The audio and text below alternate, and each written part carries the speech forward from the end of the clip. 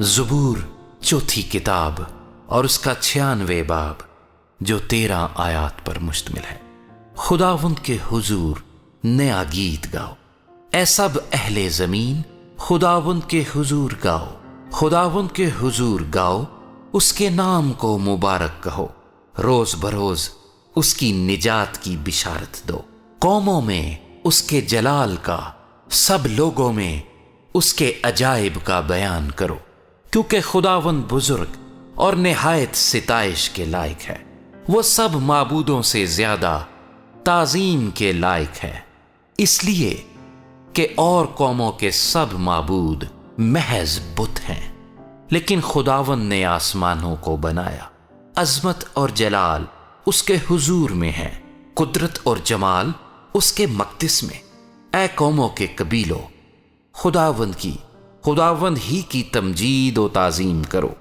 خداوند کی ایسی تمجید کرو جو اس کے نام کے شایع ہے، ہدیہ لاؤ اور اس کی بارگاہوں میں آؤ، پاک آرائش کے ساتھ خداوند کو سجدہ کرو، اے سب اہل زمین اس کے حضور کانپتے رہو،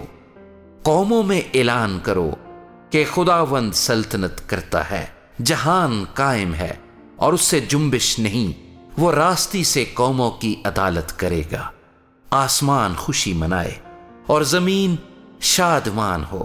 سمندر اور اس کی معموری شور مچائے، میدان اور جو کچھ اس میں ہے باغ باغ ہوں، تب جنگل کے سب درخت خوشی سے گانے لگیں خداوند کے حضور، کیونکہ وہ آ رہا ہے، وہ زمین کی عدالت کرنے کو آ رہا ہے، وہ صداقت سے جہان کی اور اپنی سچائی سے قوموں کی عدالت کرے گا۔